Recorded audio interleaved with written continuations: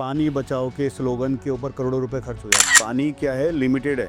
पानी कैसे बचाओ, द सिंपलेस्ट वे पानी बचाने का क्या है, नो ब्रेन की टेक्नोलॉजी उसकी कैसे हेल्प कर सकती है, या क्या हम ऐसे प्रोडक्ट बना सकते हैं कि आपको पानी बचाओ बोलना नहीं है और वो प्रोडक्ट वो करके दे। आपको डर नहीं लगा मार्केट के अगेंस्ट खड़े होके एक नया रेवोल्यूशन क्रिएट करने? हिच तो आती है कि क्या मैं ये चीज़ें कर रहा हूँ गलत तो नहीं है, या फिर इसका कहीं नुकसान तो नहीं होगा। You were preparing for some competitive exams, उसके बाद आप अपने बिजनेस में आ गए, बिजनेस में आप ट्रेडिंग में आए, ट्रेडिंग से आपने उसको मैन्युफैक्चरिंग में कन्वर्ट किया। एक वाई बहुत बड़ा है। जो नेचर अर्थ के लिए हमारी जो रेस्पॉन्सिबिलिटी बनती है वो हम सबकी है। मदर अर्थ बोलने नहीं आएगी हमको कि ये आप मेरे लिए ये करो, वो हम उनके बच्चे हैं और हमारी जिम्मेदारी बनती है होती है हमारी मदर के लिए कि हम उनके लिए क्या कर सकते हैं। सही समय पर किस्मत के साथ सब कुछ मिलता है।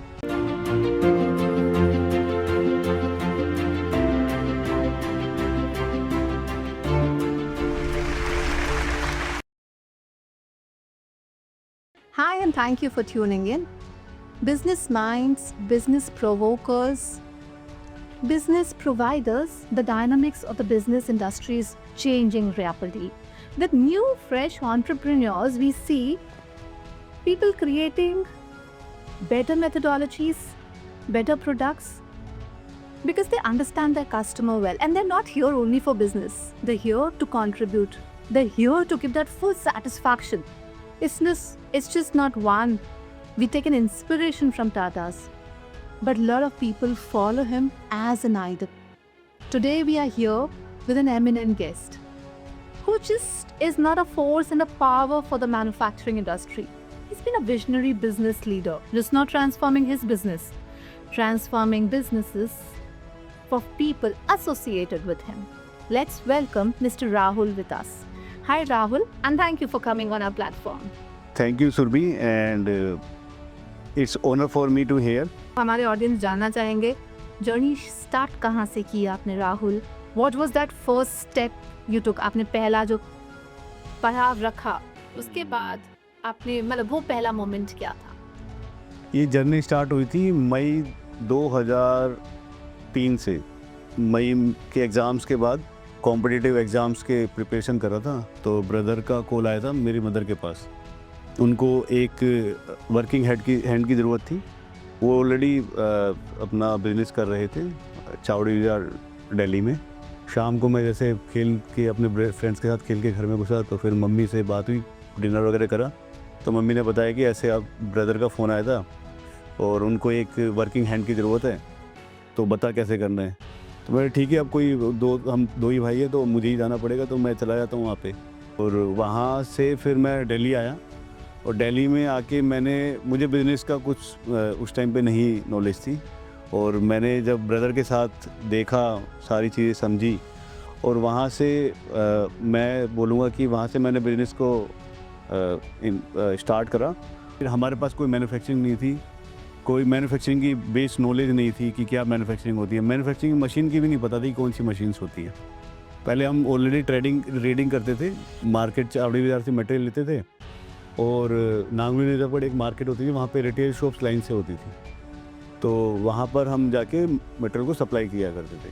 तो सप्लाई करते करते विद इन 2-3-4 मंथ हम क्या करते थे, वहाँ पे वीकली होती है कि आप जाओगे, वीकली आपको जाना है, तो वीकली आपको कुछ पेमेंट मिलती है, पेमेंट के साथ ऑर्डर मिलती है, और ऑर्डर के साथ अगर उनको कोई प्रोडक्ट में कुछ कमी होती है तो वो रिप्लेसमेंट भी करते हैं। तो मैं जब जाता था तो डेली घर से, मैं पहाड़गंज रहता था, तो पहाड़गंज से डेली नांगलोई नजफगढ़ मार्केट करते, डेली मतलब एवरी संडे हम जाते थे, और संडे में 100 किलोमीटर करीब मोटरसाइकिल चलाते थे उस टाइम पे हम, और सभी शॉप टू शॉप जाकर अपनी पेमेंट भी कलेक्ट करते थे, ऑर्डर भी लेते थे, और रिप्लेसमेंट भी लेते थे।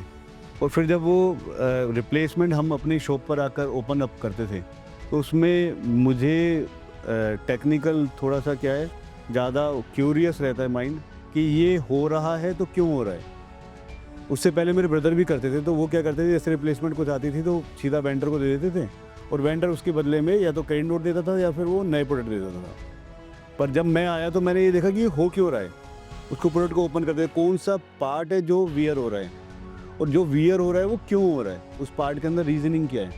और वो मैं अपने वेंडर के साथ बात करता था कि भाई इसको आप ठीक करो, और ठीक करने के बाद फिर हम उसको और वापसी प्रोडक्ट और बेटर करवा के उसको मार्केट में पिच करते थे। पर जैसे जैसे हम मार्केट में ये चीज़ें कर रहे थे तो हमारे साथ फिर एक और चैलेंज आने लगा कि थोड़ा, या तो जब जैसे हमारा काम बढ़ रहा था तो या तो डिलीवरी डिले हो रही थी, और फिर हम कुछ लोगों के पास गए जिनके पास स्टॉक होता था तो उनके पास प्राइसिंग का इशू रहता था कि उनके प्राइस ज़्यादा रहते थे, और जिनके पास प्राइसिंग ठीक है और डिलीवरी भी टाइम पे है उनके साथ क्वालिटी का इशू होता था। तो जब हम मार्केट में जा रहे थे वहाँ पे चैलेंज आ रहा था, हम तीनों चीज़ एक साथ डिलीवर नहीं कर पा रहे थे, प्राइस, क्वालिटी एंड टाइम। तो वो एक नीड थी उस टाइम की, और वो समय की एक हमारी कस्टमर को वैल्यू देने का एक जो ज़रूरत थी उसकी, वो हमें समझ में आई। और उसके साथ हमें ये समझ में आया कि ये जो पॉसिबल है ये थर्ड पार्टी या किसी और के थ्रू नहीं है पॉसिबल। तो हमें वो एक नीड समझ में आई मैन्युफैक्चरिंग की, और वो मैन्युफैक्चरिंग की नींव इस प्राइस, क्वालिटी, टाइम के आधार पर हमने शुरुआत करी थी, और उसी के साथ फिर हम वो ढूंढते ढूंढते आज तक हम इस 2 डेकेड की जर्नी को क्रॉस कर पाए हैं। राहुल, बहुत बड़ा है। आपका ट्रांजिशन मैं बेस से देख रही हूँ, you were preparing for some competitive exams, उसके बाद आप अपने बिजनेस में आ गए, बिजनेस में आप ट्रेडिंग में आए, ट्रेडिंग से आपने उसको मैन्युफैक्चरिंग में कन्वर्ट किया। एक वाई बहुत बड़ा है। कई लोग इसको बोलते हैं कि कीड़ा है, या कई लोग बोलते हैं कि मुझे तो हर बार जो मैं कर रहा हूँ मुझे अपने कस्टमर को बारीकी तक जाकर अपनी चीज़ की रिस्पॉन्सिबिलिटी है। तो ये ट्रांजिशनिंग, पहले कॉम्पिटिटिव एग्जाम आपने छोड़ा, आपको लगता है ये डेस्टिनी थी या आपका राइट डिसीजन था उस टाइम लेना, क्या था ये? वो हमने काफ़ी जगह पढ़ा भी होगा, देखा भी होगा, समय से पहले और किस्मत से ज़्यादा नहीं मिलता। पर मैं इसको ऐसे बोलूँगा, सही समय पर किस्मत के साथ सब कुछ मिलता है। अगर हम डॉट्स कनेक्ट करते हैं, वो उस समय हमें नहीं समझ में आता, पर आज मैं जब वो डॉट्स कनेक्ट करता हूँ तो वो समझ में आता है कि नहीं, वो चीज़ मेरे लिए क्यों बनी थी उस समय, ये सारी चीज़ें क्यों आई थी कि मुझे एग्ज़ाम छोड़ के इसमें आना था। मैं आज जो देखता हूँ कि मेरे पास 10,000 से ज़्यादा टेक्नीशियन है हमारे साथ एसोसिएट, और पूरी इंडिया के अंदर 15,000 से ज़्यादा डीलर हैं, और मेरी टीम के अंदर 100 से ज़्यादा लोग हैं, और बहुत ही प्रोफेशनल लोग हैं। ये सब चीज़ें हैं जो आज मुझे प्राउड फील कराती है, और मैं कहता हूँ कि मुझे बहुत कुछ मिला इन सब लोगों के साथ, और हमारी ये जर्नी आगे तक इनको मल्टीप्लाई करने में लगी हुई है।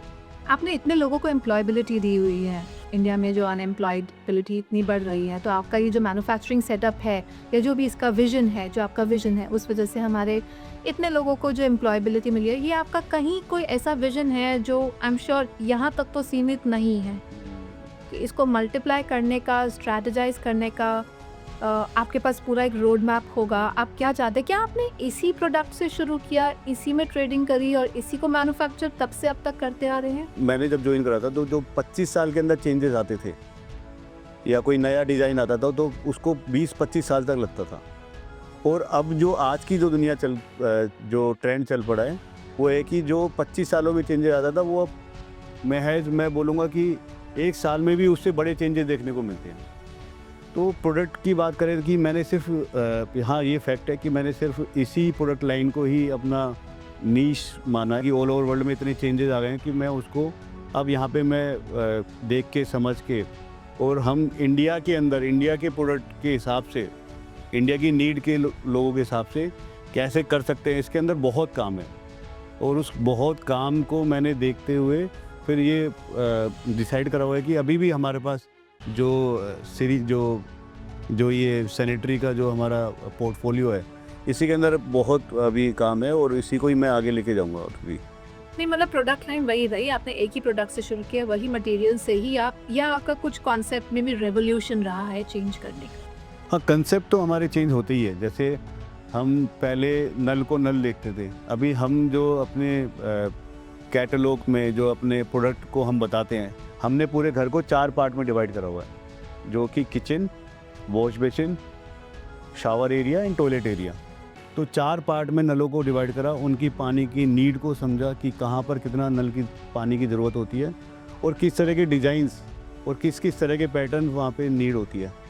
तो उस हिसाब से हमने उन चीज़ों को अपना प्रोडक्ट लाइन डिफाइन करते गए और रीडिफाइन करते गए यस कि ये चीज़ का इतना आपको, देखिए एक बेसिक, अगर मैं अपनी लैंग्वेज में, एक मैन्युफैक्चरिंग यूनिट है, एक स्टैंडर्ड फॉर्मेट में एक चीज़ बनती रहती है, मॉडिफाई होती है, डिज़ाइंस आते हैं, ये सब आते हैं, बट सेगमेंटिंग का जो आपने ये वाटर कंजर्वेशन और इन सब चीज़ों के ऊपर काम करके ये रिसर्च करी, अपने प्रोडक्ट को डेवलप किया, वो आपका कहाँ से माइंडसेट आया और आपने ऐसा क्यों किया? देखो इसमें ना एक लाइन मैंने पढ़ी है, जिसे कोई ना समझ पाया वो कहानी हूँ मैं, मुझे बर्बाद मत करो पानी हूँ मैं। तो जितने भी आज के समय में लोग देखोगे कि पानी बचाओ के स्लोगन के ऊपर करोड़ों रुपए खर्च हो जाते हैं कि पानी बचाओ अवेयरनेस। तो ये, लेकिन पानी कैसे बचाओ? द सिंपलेस्ट वे पानी बचाने का क्या है? नो ब्रेन की टेक्नोलॉजी उसकी कैसे हेल्प कर सकती है, या क्या हम ऐसे प्रोडक्ट बना सकते हैं कि आपको पानी बचाओ बोलना नहीं है और वो प्रोडक्ट वो करके दे? ठीक है, तो मैं उस नीड को समझते हुए, उस खोज को करते हुए कि भाई ये चीज़ कैसे पॉसिबल है और कहाँ पर किस चीज़ की ज़रूरत है, उस हिसाब से हम प्रोडक्ट ही बना देना। मान लो किचन के अंदर मेरे को नीड क्या है, तो हमने वो समझा। फिर उसके बाद देखा 8 से 10 लीटर की पानी की नीड है, वॉश बेसिन है तो 6 से 8 लीटर पानी की ज़रूरत है, शावर एरिया जहाँ से 10 से 12 लीटर पानी की ज़रूरत है। पहले तो वो नीड को समझा, फिर उस नीड को कैसे हम पूरा करें, वो पार्ट हमने ऐसा डेवलप करा हुआ है आगे रेटर कि उससे ज़्यादा पानी आगे आएगा ही नहीं। आपको ये बोलना ही नहीं है कि पानी बचाओ, आपको ये बोलना है कि ये प्रोडक्ट यूज़ करो, ये हमारे गवर्नमेंट के हिसाब से नॉर्म्स होना चाहिए। इवन मैं ISI, हमारे प्रोडक्ट ISI होते हैं, BIS मार्क्ड होते हैं, तो उसमें मैंने बात भी करी थी कि अब ऐसी प्रोडक्ट अवेलेबल हो गए हैं कि आपको वो नॉर्म्स बनाने हैं कि अगर वॉश बेसिन का टैप है तो उसको ISI तभी मिलेगा जब वो 6 से 8 लीटर की पानी देगा। आप देखोगे वॉश बेसिन के अंदर हमें क्या होना होता है, हैंड वॉश करना होता है या माउथ वॉश करना होता है या बियर्ड क्लीन करना होता है, या इस तरह के बेसिक नीड्स होते हैं। तो वहाँ पे 6 से 8 litre is more than enough. Kitchen में क्या करना होता है, यूटेंसिल्स क्लीन करने होते हैं, है ना, तो वहाँ पे 8 to 10 litre is more than enough. और बाथरूम के अंदर होता है 10 to 12 लीटर, जहाँ पे आपको शावर के लिए चाहिए होता है। पर अभी तक क्या हो रहा था नलों में, सब एक स्टैंडर्ड कि सबको 12 लीटर या 15 लीटर, या कई लोग तो ऐसे भी नल आज भी हैं जिनमें 24 लीटर पर मिनट का पानी डिस्बर्स होता है और वो ISI मार्क्ड है। पर अगर गवर्नमेंट को मैं मतलब इस माध्यम से भी बोलना चाहूँगा कि एज़ पर नीड जहाँ पर जैसा है वो आप नॉर्म्स बनाइए, और वो प्रोडक्ट अब आज के समय में अवेलेबल है और वो चीज़ पॉसिबल है, और उस पानी को बचाने के हिसाब से चीज़ें करी जाएंगी। तो हमें ये नहीं बोलना कि पानी बचाओ, हमें ये करना है कि प्रोडक्ट यूज़ करो, और उसके हिसाब से आप देखोगे तो आज के समय में आप पानी 50% तक बचा सकते हो बिना बोले और बिना माइंड को यूज़ करे हुए। वेरी राइटली सेड राहुल, कि बिल्कुल एक नीड के हिसाब से जब चीज़ डेवलप होती है, जैसे हम कस्टमाइज्ड आजकल हर चीज़ की बात करते हैं, तो हर सेगमेंट के लिए कस्टमाइज्ड जो नीड आपने समझी। आपने एक बुक लिखी जो हमने पीछे देखी, आप एक ऑथर, मतलब इस इंडस्ट्री से बुक का लिंक शायद मैंने नहीं सुना कभी। क्या इंस्पिरेशन थी आपको वो बुक लिखने के लिए? और मतलब बिजनेस तो आपका अच्छा चल ही रहा है, तो बुक के माध्यम से आप क्या करना चाहते हैं? व्हाट वाज द रीज़न कि आप पेपर पे आए, आपने अपने थॉट्स पुट डाउन करे, अपनी सारी एक्सपर्टीज, क्या बेसिक इंस्पिरेशन रही उसके पीछे? ये मेरी बुक है, PTMT is new profit. Book के अंदर काफ़ी कुछ है, जैसे कि आप कैसे अपना प्रॉफिट बढ़ा सकते हो, प्लास्टिक क्या है, नल क्या होते हैं, कैसे वाटर सेविंग जो हम अभी बात कर रहे थे, कैसे प्लम्बर उसके लिए बेनिफिट उठा सकता है इस बुक को पढ़ के, कि पानी कैसे बचा सकता है, नल कौन से अच्छे होते हैं, कैसे नल की पहचान कैसे कर सकते हो कि ये अच्छा है कि सही नहीं है। और इस बुक की सबसे स्पेशल बात है कि ये हिंदी और इंग्लिश, मतलब हमारे यहाँ इंडिया के अंदर ऑडियंस है नॉर्थ एंड साउथ, तो साउथ में इंग्लिश समझ में आती है, वो हिंदी नहीं पढ़ पाते हैं, और नॉर्थ के अंदर मेरे जितने भी डीलर, डिस्ट्रीब्यूटर, प्लम्बर हैं, वो सब हिंदी इजीली पढ़ सकते हैं। तो मेरी बुक के अंदर Hindi and English, it is first time कि बोथ मतलब कंप्लीट ऑडियंस कैन रीड और इसका फ़ायदा उठा सकते हैं। तो 2020 के अंदर मैं और मेरे ब्रदर साथ में बैठे थे और हमारा प्लान चल रहा था कि अब एक्सपेंशन क्या करना है।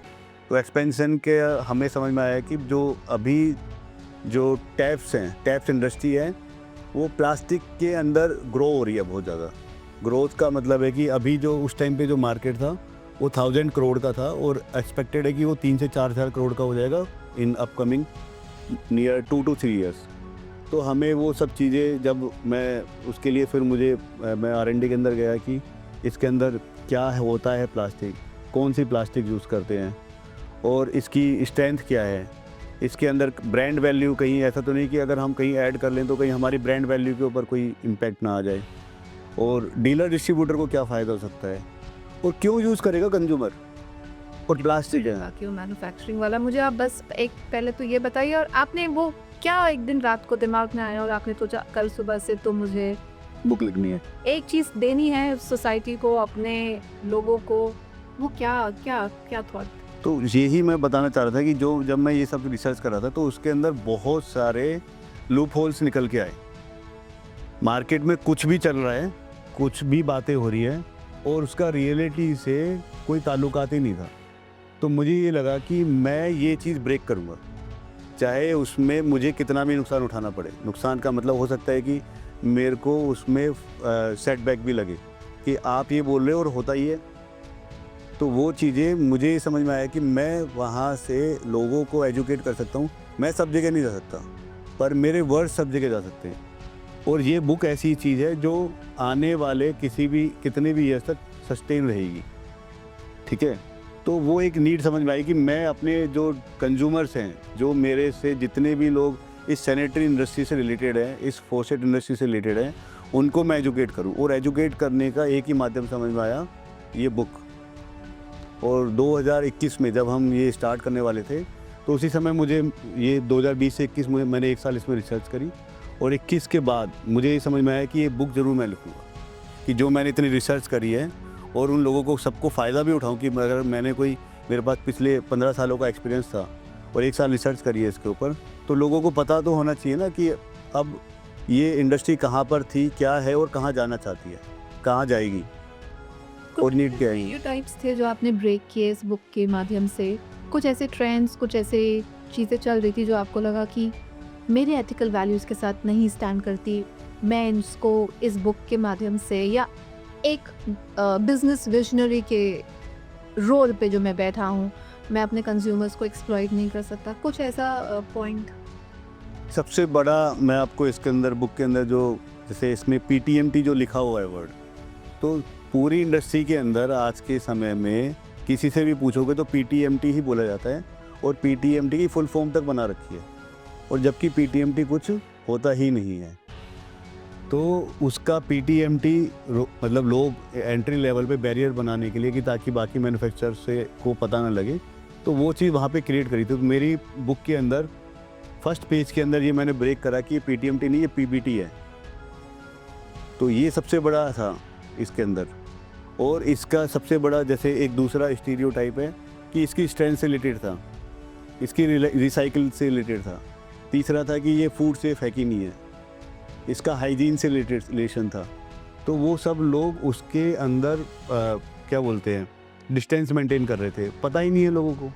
तो वो मैंने इसके अंदर ब्रेक करा कि अब जो हमारा प्लास्टिक है, जैसे आप देखते होंगे कि काफ़ी चीज़ें हम प्लास्टिक ओब्वियस सी बात है हमें कम करना चाहिए, पर वो नीड भी है हमारी। आप जितने भी चिप्स है या जितने भी खाना खाते हो या जितना भी पैकेज फूड डिलीवर होता है, वो सब प्लास्टिक के अंदर होता है और सब फूड ग्रेड होता है।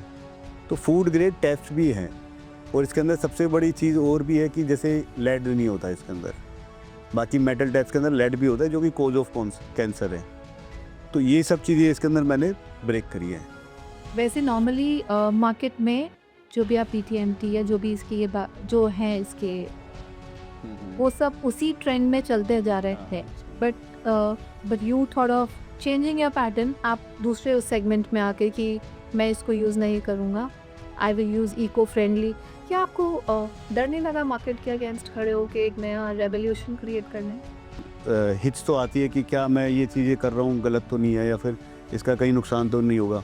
पर मैंने वो चीज़ अंदर से ये था कि मैं कुछ भी कर लूँ, पर मैं चाहे सही बोलूँ तो मैं खुद क्या बोलते हैं उसको, कितना भी उसका नुकसान हो, पर कभी किसी के साथ गलत नहीं करूँगा, और जो चीज़ सच है उसको मैं सामने लेके आऊँगा। तो ये चीज़ें मैं उसको सामने लेके आने के लिए मुझे कुछ भी करना पड़े वो मैं करूँगा। तो वो मेरा जो प्रिंसिपल है मैं उसको अपना आधार मानते हुए तो मैंने इस बुक के अंदर ये सारी चीज़ें डिलीवर करी है फिर। Wonderful, that's a very wonderful approach. मतलब एक बिजनेस में सबसे बड़ा जो होता है कि हम अपने ट्रांसपेरेंटली अपने कस्टमर, अपने कंज्यूमर्स को, तो क्या हमारी गवर्नमेंट का ये एक फॉर्मेट, एक स्टैंडर्ड नहीं होना चाहिए कि हाँ, जो चीज़ गलत हो रही है उसको रोके, जो सही हो रही है उसको प्रमोट करे, ताकि we can say create a safe nation for us, friendly, जो हम इतनी बड़े बड़े हमारे प्रोटेस्ट चलते हैं और सब करते हैं, तो ये हमारे गवर्नमेंट का भी एक मीडियम होना चाहिए। देखिए गवर्नमेंट का अपने पास उनके वो अपने तरीके से सारी चीज़ें डिलीवर कर रहे होते हैं और आज के समय में तो वो बहुत रैपिडली चेंजेस कर रहे हैं और वो उनका काम है, वो कर रहे हैं और मैं इसमें कुछ नहीं कह सकता। और मैं यही चाहूँगा कि अभी पहले से चीज़ें बहुत बेहतर हो रही हैं और इंडस्ट्री के साथ अभी हैंड्स ऑन हैंड रहता है। अभी जैसे मैं आपको बता रहा हूँ BIS ISI का, तो उनके अब सेमिनार्स होते हैं, मीटिंग्स होते हैं, वो इनवाइट करते हैं हम एंटरप्रेन्योर्स को और MSME मैन्युफैक्चरर्स को, और उसके अंदर अब वो इनपुट भी लेते हैं। अब कितना इम्प्लीमेंट कर पाते हैं वो उनके भी कुछ दायरे होते हैं, उनकी कुछ लिमिटेशंस होती है। आई कैन नॉट से कि वो सब चीज़ें कैसे हो सकती हैं, पर वो अपनी तरफ से जो बेस्ट पॉसिबल है अभी कर रहे हैं और वो चेंजेस दिख रहे हैं। और ऑब्वियसली बात है कि हम अपना इनपुट देते रहते हैं टाइम टू टाइम कि अब टैप्स इंडस्ट्री के अंदर कैसे BIS एंड ISI का क्या स्टैंडर्ड होना चाहिए अब, क्योंकि अब टाइम ना बहुत रैपिडली चेंज हो रहा है, बहुत फास्ट चेंज हो रहा है। तो उसके हिसाब से अब नई नई चीज़ें आ रही है, टेक्नोलॉजी आ रही है। जैसे मैं बता रहा हूँ कि सेगमेंट वाइज प्रोडक्ट होते हैं, अभी तक ISI में आज तक भी नहीं है, पर मे बी इन फ्यूचर आपके माध्यम से वो चीज़ें उनके पास पहुँचे और वो चीज़ें टैप्स में एज पर डिस्प्ले। UAE में मैं बताऊँगा, UAE के अंदर बना हुआ है नॉर्म्स कि आपको वॉश बेसिन का टैप्स में इतना लीटर पर मिनट होगा तो ही वो नॉर्म्स में आप सेल कर सकते हो वहाँ पे। और ऐसे किचन का टैप्स होगा तो शावर के अंदर से इससे ज़्यादा का पानी आप नहीं दे सकते हो।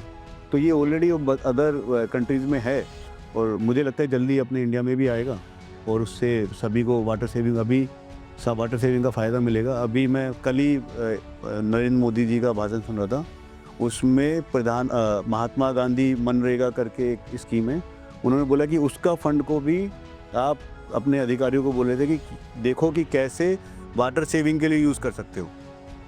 तो गवर्नमेंट तो अवेयर है, अब वो देखो किस माध्यम से कैसे वो चीज़ें हो पाती हैं। तो क्या हम ये जो अपना सेटअप और ये सब, क्या हमारे ग्लोबल स्टैंडर्ड्स के हिसाब से वी इक्वलेटेड, मतलब जो हम प्रोडक्ट लाइन और ये हम जो भी चेंजेस ला रहे हैं अपने बिजनेस उसमें, तो हम ग्लोबल स्टैंडर्ड्स और सबका रिसर्च और सबके स्टैंडर्ड्स को मेंटेन करके चेंजेस कर रहे हैं? देखो ग्लोबल स्टैंडर्ड के हिसाब से तो है ही, दूसरा एक स्टैंडर्ड और होता है मदर नेचर अर्थ स्टैंडर्ड। तो जो मदर नेचर अर्थ की जो डिमांड है, पानी क्या है, लिमिटेड है। आज मैं देखता हूँ जैसे लोग बोरिंग कराते हैं, तो बोरिंग पहले एक पानी था 60 फीट पे, अब 80 फीट पे, फिर 150 फीट पे, अब 200, 250, 300 फीट पे लोग पहुँच गए हैं। तो लोग उस चीज़ को नहीं समझ रहे हैं, ये तब समझते हैं। अभी आप देखोगे हमारी जो गवर्नमेंट ऑर्गेनाइजेशंस है वो बोल चुकी है दिल्ली में पानी मैक्सिमम बोरिंग में 5-10 साल का बचा है, बेंगलोर ऑलरेडी में वहाँ पे पानी ऑलरेडी ख़त्म हो चुका है, चेन्नई ऑलरेडी पानी से वहाँ पे सिर्फ टैंकरों से पानी आता है 90%। तो ये चीज़ें उनसे पूछो जाके कि राजस्थान के कुछ ज़िलों में जाके देखो जहाँ पे सिर्फ टैंकर में पानी आता है और वो पानी बारिश के पानी के ऊपर डिपेंड है। तो ये चीज़ें टाइम रहते हम इस चीज़ को समझ ले तो बेहतर है।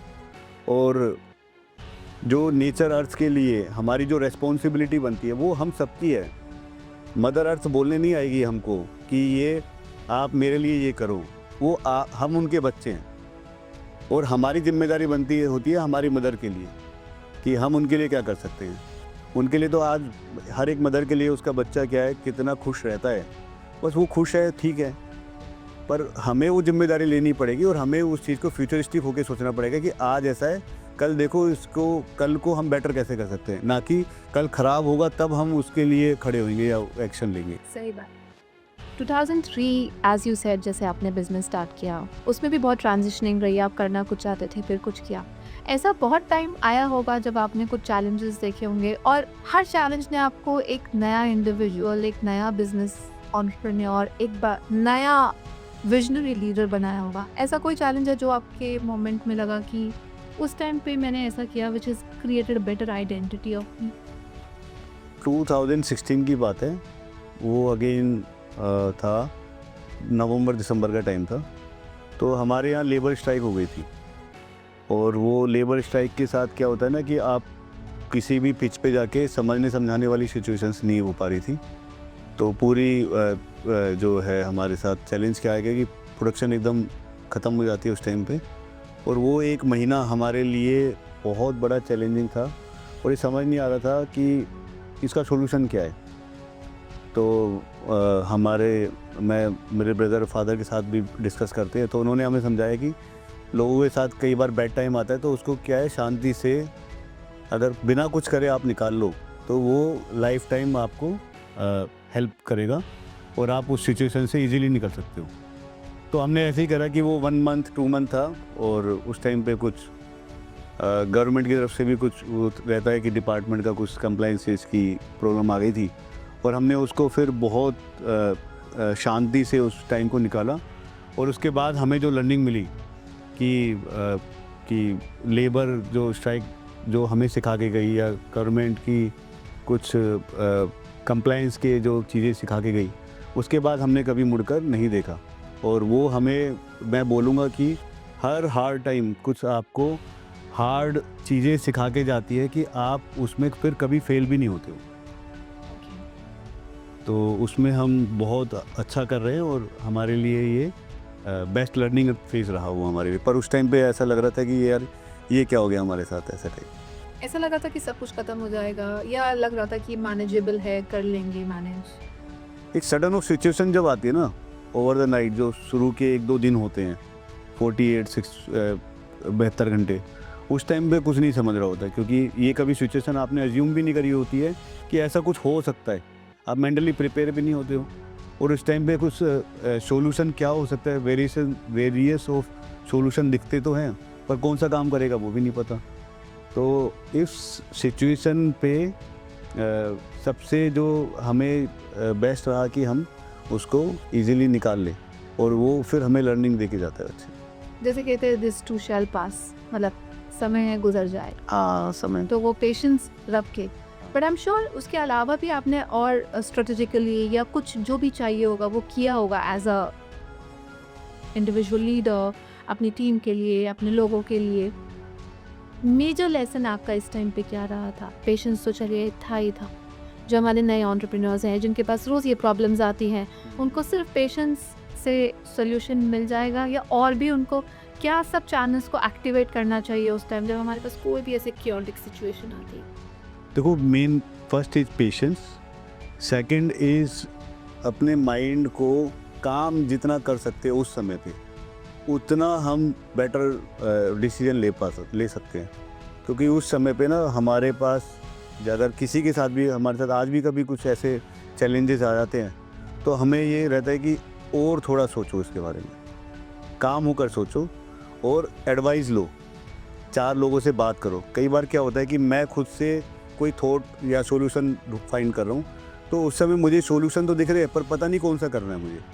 पर जब मैं अपने पीयर ग्रुप के साथ, या अपने फ्रेंड के साथ, या अपने कोलीग के साथ, या अपने पार्टनर के साथ, या अपने रिलेटिव के साथ जब हम डिस्कस कर रहे होते हैं, तो उनके कुछ इनपुट और अपने कुछ इनपुट मिलाकर सॉल्यूशन बहुत अच्छा निकल जाता है। तो मैं ये कहूँगा कि जितना डिस्कस करेंगे उतने बेटर सॉल्यूशन मिल जाते हैं। मतलब पेशेंस और ओपन माइंड से रिसेप्टिव रह के आप इस चीज़ को हैंडल करें। आपने एडवाइस की बात करी, ऐसा कोई गॉडफादर है आपका इस इंडस्ट्री में जिससे आपने इंस्पिरेशन ली हो, जिसको आप देख के मूव फॉरवर्ड करते हैं अपनी लाइफ में रोज़? ऐसा कोई गॉडफादर या कोई इंस्पिरेशन है? देखो, मुझे जैसे टाटा बड़े इंस्पायरिंग लगते हैं। उनका क्या है, टाटा बोले तो ट्रस्ट, और ट्रस्ट किसी भी बिजनेस की सबसे पहली नीड है। सबसे जो उसकी नींव का जो सबसे बड़ा जो स्ट्रेंथ है वो ट्रस्ट है। अगर ट्रस्ट है तो आपका कस्टमर आपसे ज़्यादा सवाल नहीं करेगा। अगर ट्रस्ट है तो आपका टीम मेंबर आपकी कैसी भी परिस्थिति होगी तो आपके साथ साथ देगा। कई बार ऐसी सिचुएशन आ सकती है किसी के साथ भी कि सैलरी लेट होती है, 5 दिन 7 दिन लेट हो जाती है, 15 दिन लेट हो जाती है, पर उसमें टीम उस कंपनी के साथ जुड़ी रहती है क्योंकि उसको उस पर विश्वास है। ग्रेविटी, जिसमें हम 21 साल से हमारा जो ब्रांड है, उस ब्रांड को सिर्फ हम जो मेहनत करते हैं वो सिर्फ ट्रस्ट के लिए करते हैं, ताकि distributor, dealer, consumer, technician, team member सब जो जुड़े हुए हैं ना एक ब्रांड के साथ, सिर्फ और सिर्फ ट्रस्ट पे। और ट्रस्ट बिल्ड करना ही सबसे बड़ी क्या बोलूँगा कि इनोवेशन, और सबसे बड़ी अगर हम ये समझ ले पूरी कंपनी कि ये ही एक हमारी ज़रूरत है और इसको ही हमें अचीव करना है, तो सारे बाकी जितनी भी चीज़ें हैं वो इजीली हम अचीव कर सकते हैं। और वो उसके अंदर हमारे को जैसे बोले कि we can get success in less time. आपकी टीम वर्क, जैसे आपने टीम के बारे में, और आपके साथ जितने एक्सटर्नल मेंबर्स आपके साथ एसोसिएटेड है, बायर्स, कंज्यूमर्स, कुछ डायरेक्टली कुछ इनडायरेक्टली, और एक आपकी इंटरनल टीम है, आपका इनके साथ रिलेशनशिप हैंडलिंग और मेंटेनिंग का क्या फंडामेंटल रहता है? How do you work with them? देखो, इसमें मेरा एक ही मानना है कि if you go alone you can go fast, but if you want to go far you have to go with people. तो आपको टीम चाहिएगी अगर आपको लंबी जर्नी तय करनी है। और इसके लिए मेरी टीम के साथ जो सबसे बड़ा मेरा रिलेशन क्या रहता है कि अगर वो किसी भी तकलीफ़ में किसी भी समय है तो वो सबसे पहले मुझे पता होनी चाहिए। अगर वो आज घर से नहीं आया है तो मैं ये देखता हूँ कि क्यों नहीं आया है।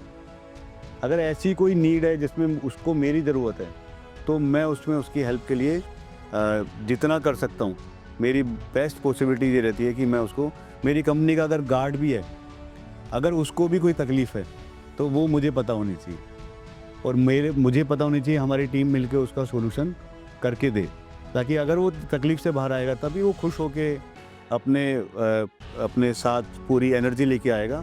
और उसकी जो एनर्जी जो उसकी फैमिली जो उसको देगी कंपनी आने के लिए, वो भी बहुत पॉजिटिव काम करती है। राहुल, ये ट्रेट आपका पर्सनालिटी, लाइक यू नो, कि आप हर एक के साथ बहुत क्लोजली निटेड रहते हैं, शुरू से था या ये बिजनेस ने आप में डेवलप किया? ये गॉड गिफ्टेड मैं बोलूँगा कि भगवान ने मेरे अंदर ये चीज़ें ट्रेड्स डालकर भेजा है। मेरे लिए जो मैं जो प्रिंसिपल मानता हूँ कि people first, company second, product third और फोर्थ इज़ प्राइसिंग। तो जब पीपल जो कनेक्ट करता है वो सबसे कहीं पर भी हो, चाहे अगर मैं अपने टीम मेंबर की बात करूं, अपने कंज्यूमर की बात करूं, अपने जितने भी एसोसिएट पार्टनर्स हैं उनकी बात करूं, तो people connect with people first. और वो अगर आपस में कनेक्ट हो पाते हैं तो फिर वो कंपनी के बारे में, आपके बारे में जानना चाहेंगे और फिर कंपनी के बारे में उनको ट्रस्ट आता है, फिर वो प्रोडक्ट के ऊपर आते हैं और प्रोडक्ट उनको समझ में आता है तो वो चौथी बात प्राइसिंग पे आती है। पर आज के टाइम पे मैं सभी को ये बोलना चाहूँगा कि लोग प्राइसिंग से स्टार्ट होते हैं, फिर प्राइस के बाद प्रोडक्ट, फिर कंपनी और फिर पीपल में देखते हैं। ऐसा प्रैक्टिक दिखता है हमें, पर ये सबसे बड़ा इल्यूजन है या फिर मिथ है। पर मैं ये बोलूँगा कि ये बिल्कुल अपोजिट है। People first, company second, product third and pricing fourth. Perfect, बिल्कुल सही है कि आपके लोग अगर आपके साथ हैं, खुश हैं, तो वो आपके लिए अच्छा काम करेंगे, बस आपके लिए अच्छा नाम कमाएंगे। उसके बाद ऑब्वियसली आपके प्रोडक्ट एंड प्राइसिंग पे बात आ जाती है, which is a very very very intrinsic and a very important point, जो आजकल लोग आई एम श्योर वो हम 1 to 4 नहीं 4 to 1 के तरीके से चलते हैं। हम पहले प्रॉफिट के माध्यम से हम चाहते हैं कि बिजनेस को बिजनेस की तरह। तो ये जो बिजनेस लीडरशिप है आप में, उसका सबसे इम्पॉर्टेंट कैरेक्टरिस्टिक क्या है जो आप सोच रहे हो कि इस बिज़नेस को खड़ा रखने के लिए, आगे एक्सपैंड करने के लिए ये चीज़ मेरे में है और मैं इसको और ग्रो करूँ? तो वो सबसे पहले तो लीडरशिप में ट्रस्ट का बात आती है। ट्रस्ट के बाद people can connect with you, can talk with you. एक बॉन्डिंग और एक अंडरस्टैंडिंग हमारे साथ आनी चाहिए। मान लो उसको किसी भी पीपल को कोई तकलीफ़ लग रही है, कोई भी हो सकता है हमारे साथ, तो वो मेरे साथ आके बेझिझक बोल सके। अगर वो रात को 10 बजे कहीं तकलीफ़ में है तो रात को 10 बजे मुझसे बात कर सकते हैं कि साहब मेरे साथ ये तकलीफ़ है, इसका कोई सोल्यूशन बताओ। तो अगर ये एनर्जी, ये सिनर्जी हम लेके आते हैं तो हम आगे बढ़ पाते हैं। और दूसरा सबसे बड़ी बात है, हमें इनोवेशन और प्रोडक्ट इस तरह का कि जो प्रोडक्ट, मैं ये बोलूँगा कि कंपनी का ट्रस्ट बनता है कि 5 साल बाद या 10 साल बाद कोई कंज्यूमर ये बोले कि यार ये देख, ये होता है नल, नए नल तो सबको अच्छे होते हैं, कोई किसी की हम कह नहीं सकते कि किसी का क्या है, पर इसकी बात जब 5 साल गुजर जाते हैं, क्या होता है कि जितने भी लोग हैं एसोसिएट, मान लो कंपनी का प्रोडक्ट में पहले डिस्ट्रीब्यूटर आता है, देन डीलर आता है, देन टेक्नीशियन आता है, एंड में रह जाता है कंज्यूमर और प्रोडक्ट, वो दोनों आपस में बातें करते हैं। और उन दोनों की बातें जितनी हेल्दी होंगी वो हमें आगे लेके जाएगा। तो हमें अपनी कंपनी को इतना ट्रस्टवर्दी बनाना है कि सामने वाले को जब अगर वो लेके गए हैं तो उनको जितना उन्होंने पैसा खर्च करा है उससे कई गुना ज़्यादा उनको वैल्यू मिले, उनको कई गुना ज़्यादा उनको एक ट्रस्ट लेके जाएं और वो लाइफ टाइम रहे अपनी कंपनी के ऊपर, और यही चीज़ें हमें आगे लेके जाएगा फ्यूचर में भी। बेसिक आपका कहने का मतलब है कि हम प्रोडक्ट को बदलना चाहें, प्रोडक्ट नहीं कहे कि मुझे बदलो। That is the basic theory कि 5-7 साल बाद मुझे लगे कि मैं इसको बदल लूँ। प्रोडक्ट नहीं चाहता कि मेरे को चेंज करने की ज़रूरत है, तो इस पर्पस और ड्राइव से आते हैं। एक क्वेश्चन मेरे दिमाग में हमेशा आता है, वाई बुक?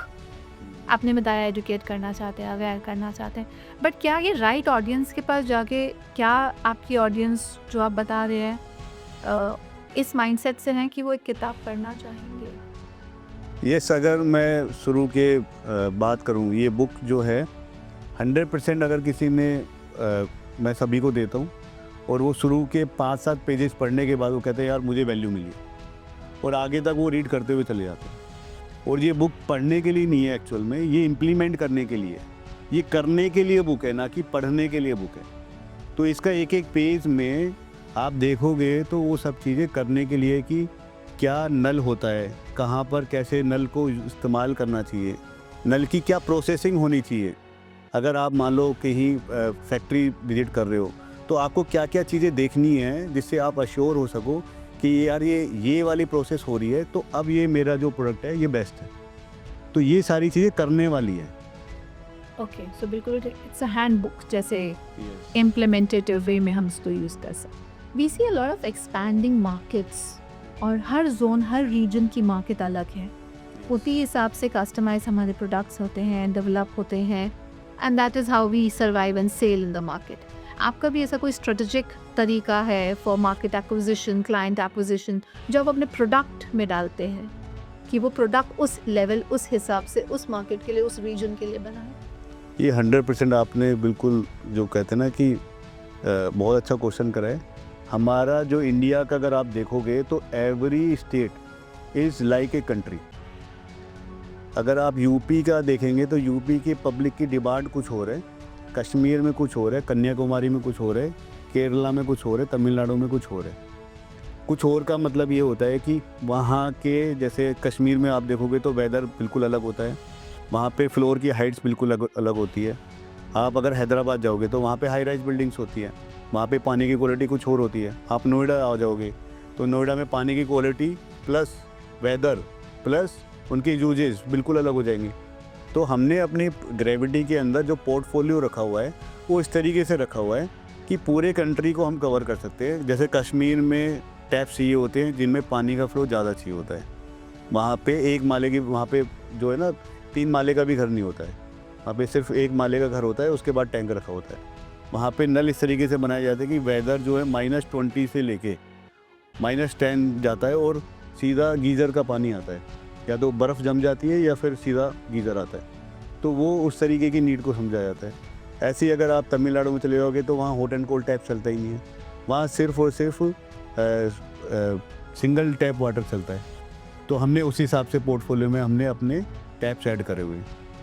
तो ये सारी नीड को समझते, जैसे नोएडा में आप देखोगे तो बहुत खारा पानी है, तो उसके हिसाब से हमने नल को, इन सब नीड को समझते हुए हमने प्रोडक्ट के अंदर ये सारी चीज़ें ऐड करी हुई है कि आप कश्मीर से लेकर कन्याकुमारी तक कोई भी टैप्स यूज़ करोगे तो हमारे पोर्टफोलियो के अंदर है, और वो हर वेदर, हर स्टेट के कंडीशन के हिसाब से वो ड्यूरेबल होगा।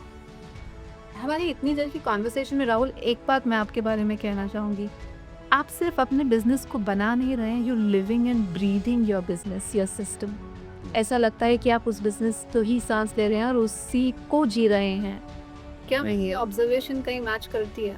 100% है। मैं आपको बताऊंगा कि मैं 16 ईयर की एज में इस बिज़नेस में आ गया था, और 16 ईयर से लेके आज मेरी एज 38 ईयर्स हो गई है, तो it's more than 2 decades in this business. तो मेरे लिए मेरी वाइफ कहती है कि ये आपकी सेकंड वाइफ है, या सेकंड जो है ना क्या बोलते हैं कि मेरे साथ अगर कोई है तो वो आपका ये बिज़नेस है। तो मैं उस को रिलेट कर पा रहा हूँ आपकी बात को। तो मेरे लिए जो ऑल टाइम क्या होता है ना, ये थॉट प्रोसेस रहता है। तो मेरे माइंड में जब भी मेरे लिए कुछ सेकंड्स या मिनट्स या आवर्स खाली होते हैं, तो मैं ये देख रहा होता हूँ कि इसमें और क्या बेटर कर सकते हैं, क्योंकि हम बेस्ट नहीं बना सकते, मेरा ये बिलीव है हम, लेकिन बेटर हमेशा कर सकते हैं। तो कितना भी प्रोडक्ट अच्छा बना लो, उसके बाद भी बेटर की गुंजाइश है। जैसे एक जापानीज टर्म है काइजन करके, तो काइजन का मतलब है कि हम और क्या बेटर कर सकते हैं। तो वही मैं अपनी टीम को बताता रहता हूँ कि काइजन की गुंजाइश करते करते आदमी चांद पे पहुँच चुका है आज के समय में।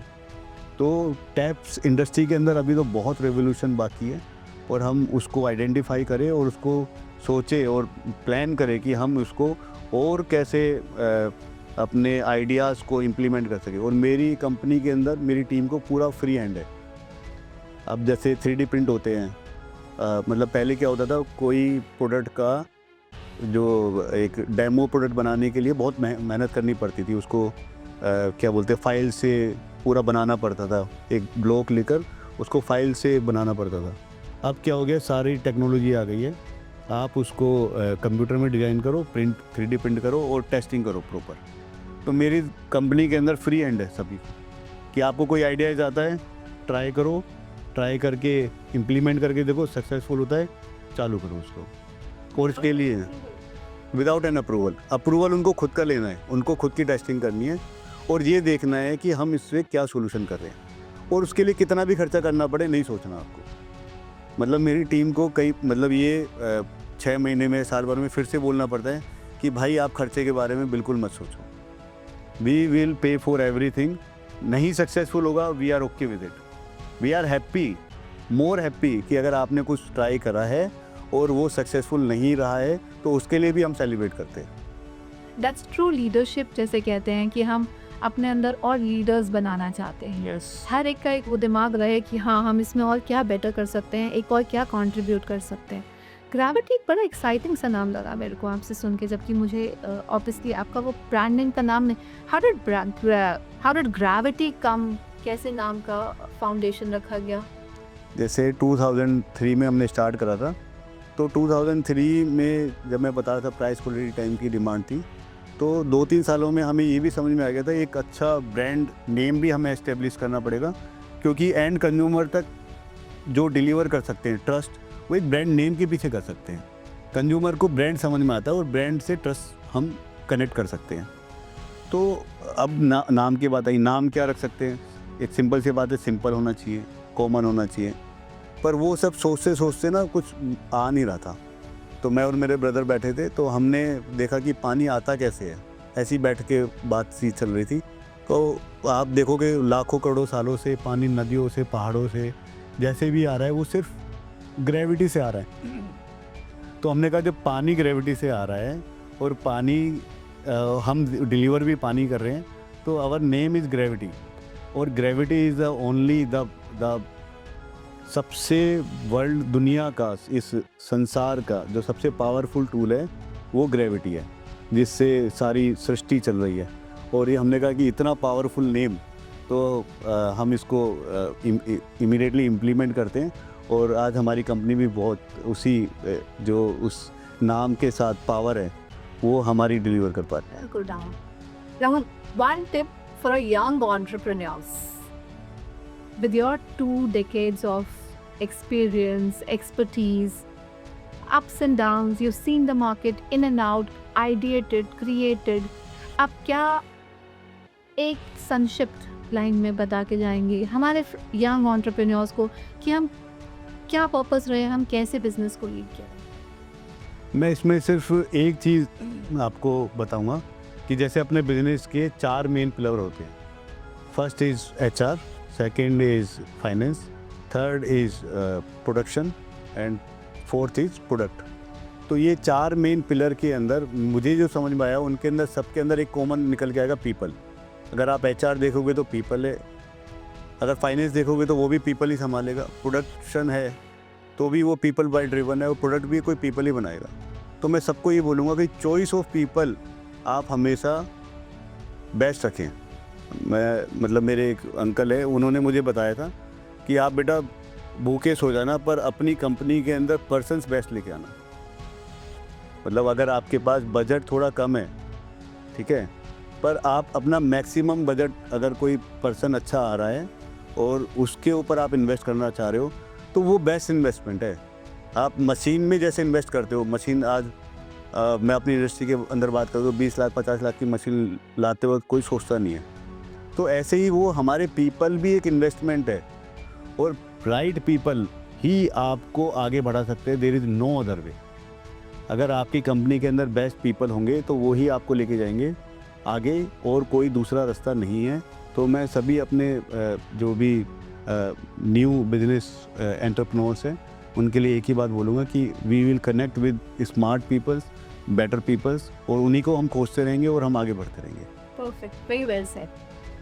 Thank you so much Ram, it was very very interesting and integrating कि हमें ऐसी बातें पता लगी कि बिजनेस का फाउंडेशन एक अच्छी नींव से होती है। अच्छी नींव अच्छे लोग ही रख सकते हैं, that's the foundation of the business. और हमें अपने बिजनेस में एक अटेंशन टू डिटेल, जो आपके अंदर एक बहुत बड़ा कैरेक्टरिस्टिक है as a business leader, and to grow your own people. आप अपने लोगों को ग्रो करते हो तो आप अपने आप ग्रो करते हो। Thank you so much everyone for watching us. Thank you Ram. Thank you Surabhi.